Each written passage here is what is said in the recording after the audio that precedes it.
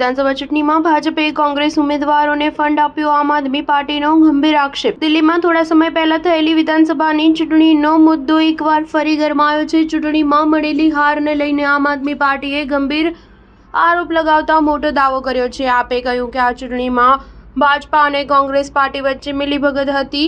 આપ નેતા અનુરાગ ઢાંડાએ આરોપ લગાવ્યો હતો કે કોંગ્રેસે બીજેપીના ઇશારે કામ કર્યું છે। તેમણે દાન રૂપે કોંગ્રેસને 44 કરોડ રૂપિયા કેશ મળવા પર સવાલો ઊભા કર્યા છે। આપ નેતા અનુરાગ ઢાંડાએ શનિવારે પ્રેસ કોન્ફરન્સ કરીને કોંગ્રેસ પાર્ટી પર અને બીજેપી પર આરોપ લગાવ્યો હતો। તેમણે કહ્યું કે દિલ્હી વિધાનસભા ચૂંટણીમાં ભાજપા અને કોંગ્રેસની મિલીભગત હતી।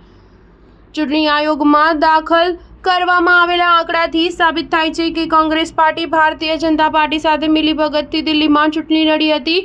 આમ આદમી પાર્ટીના નેતાએ એમ પણ કહ્યું કે દિલ્હી વિધાનસભા ચૂંટણી દરમિયાન વારંવાર ચર્ચા થઈ હતી કે શું કોંગ્રેસ ભાજપ સાથે મળીને દિલ્હી વિધાનસભા ચૂંટણી લડી રહી છે અને અનેક આરોપો લગાવ્યા છે કે ભાજપ આમ આદમી પાર્ટીના નેતાઓની બેઠકો પર કોંગ્રેસને નિશાન બનાવી રહી છે અને તેમને ભંડોળ પૂરું પાડી રહી છે।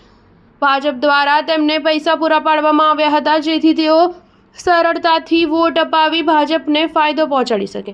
તેમણે એમ પણ કહ્યું કે ચૂંટણી આયોગમાં દરેક પાર્ટીઓના દસ્તાવેજ જમા કરાવવામાં આવ્યા હતા કે ચૂંટણી દરમિયાન તેમણે કેટલો ખર્ચ કર્યો, કેટલું ફંડ મળ્યું, તો તેમાં ખૂબ જ આશ્ચર્યજનક આંકડા સામે આવ્યા હતા જે એ દાવાને મજબૂત બનાવે છે કે શું કોંગ્રેસ દિલ્હી વિધાનસભા ચૂંટણી ભાજપના ઇશારે લડી રહી હતી। દિલ્હીને દરેકને ખબર હતી કે મુખ્ય જંગ ભાજપ અને આપ વચ્ચે છે। કોઈ સર્વે અથવા કોઈ વ્યક્તિ એવું નહોતું કહી રહ્યું કે કોંગ્રેસનું કોઈ અસ્તિત્વ છે। દરેક કહી રહ્યા હતા કે કોંગ્રેસને એક પણ સીટ નહીં મળે। સ્ટાર ન્યૂઝ 7 હંમેશા સચ્ચાઈની સાથે।